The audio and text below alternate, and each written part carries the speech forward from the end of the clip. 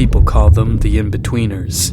They're neither dead or alive. They're living in one world and dying in another. When they leave this world, they enter an eternal sleep, a trance-like state.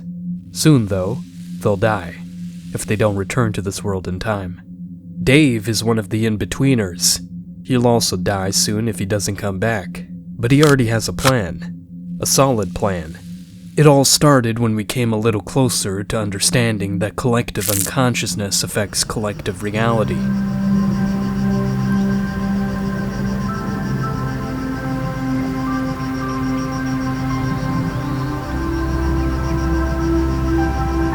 It usually goes like this, for most people.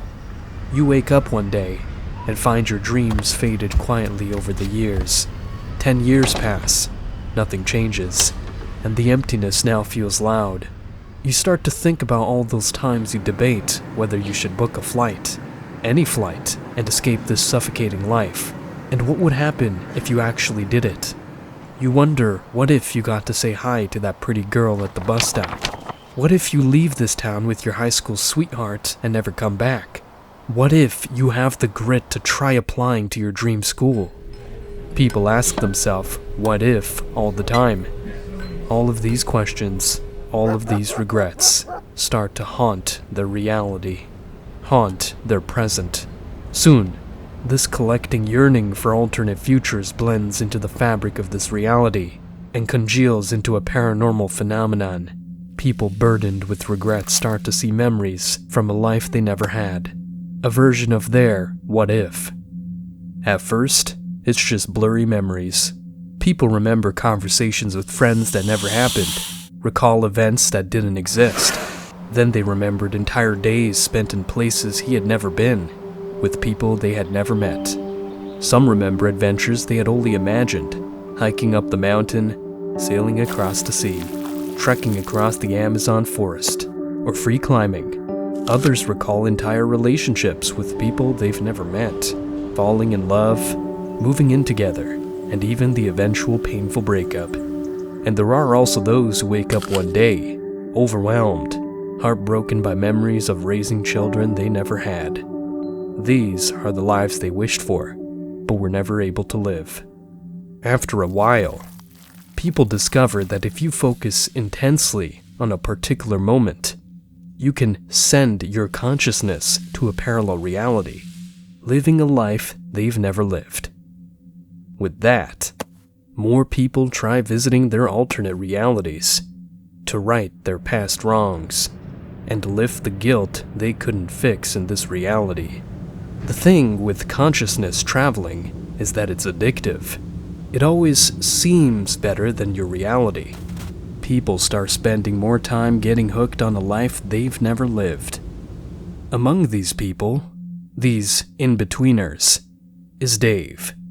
He has always been haunted by one decision he made when he was 19 and stood between two choices: go to a business school, earn a finance degree, or go to an art school and be an artist.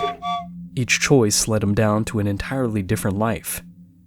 What Dave doesn't know is that if he chooses business school, he would have become a successful investor, retired early, bought a beach house, and lived a quiet Mediterranean life. Or, if he'd chosen art school, he would have met the love of his life in college. After graduation, they'd have opened a studio together, turned their passions into otherworldly masterpieces that changed the course of art history.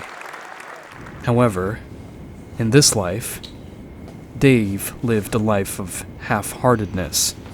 He's never fully committed to either path.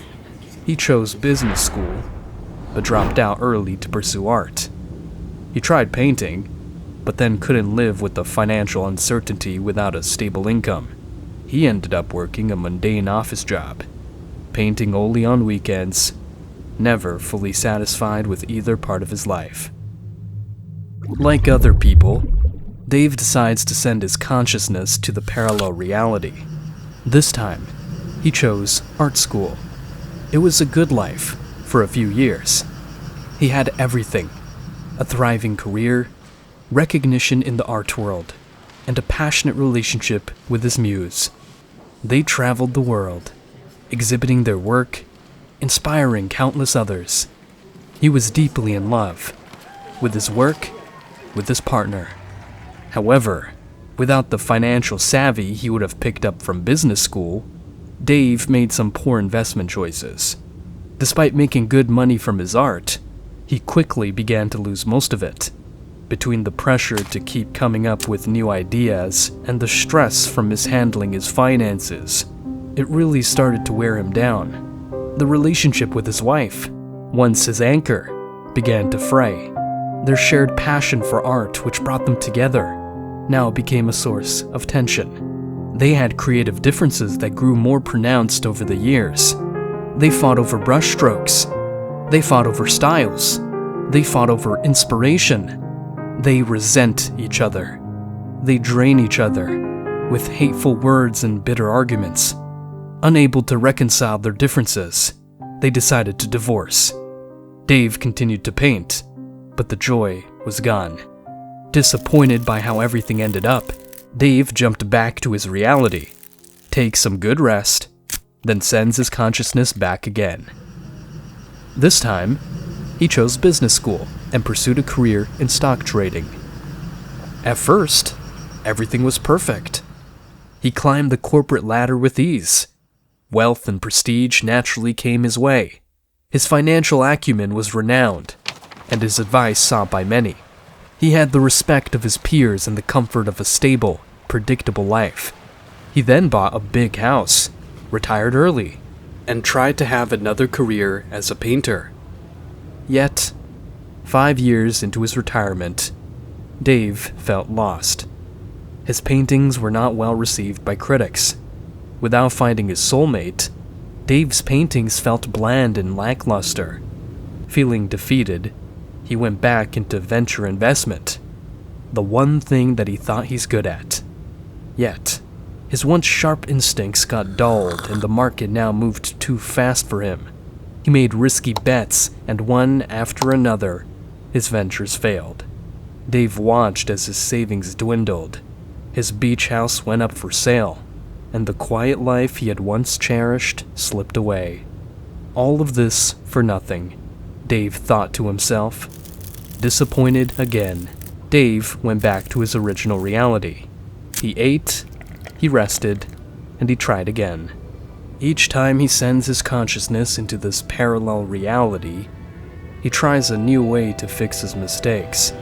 He tried a different career, a different lover, a different artistic pursuit. He tried it all, and still, nothing changed. Dave tried being rich.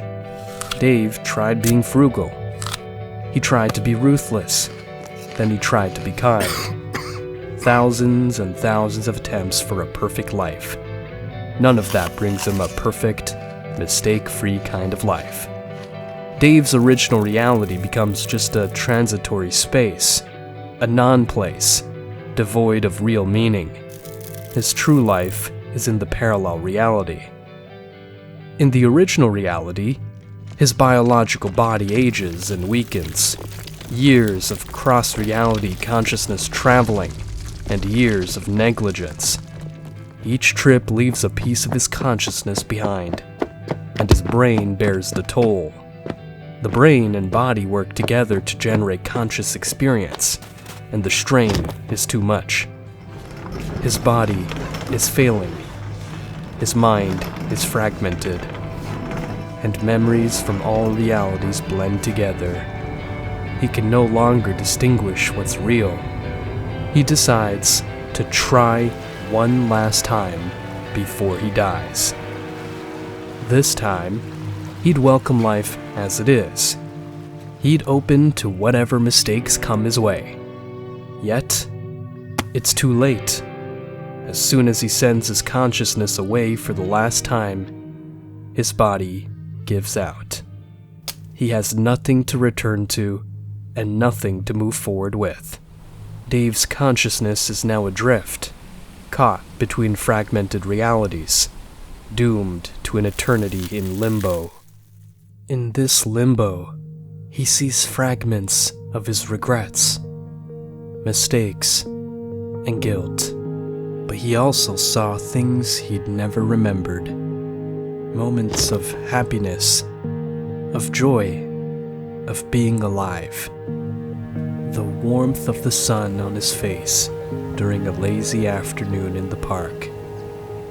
The smell of old books on a rainy day. And freshly baked bread in the morning. The laughter shared with friends over a spontaneous dinner. The rain tapping on the window at a dinner in the middle of nowhere. But all of these moments were lost in time, like tears in the rain. Back then, he could always see his mistakes, but never his joy. He came to a bitter understanding, a simple truth.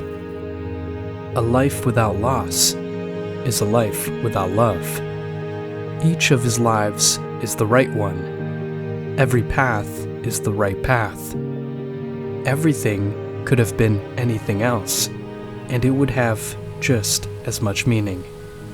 He should have lived it while he could. Now, it's too late.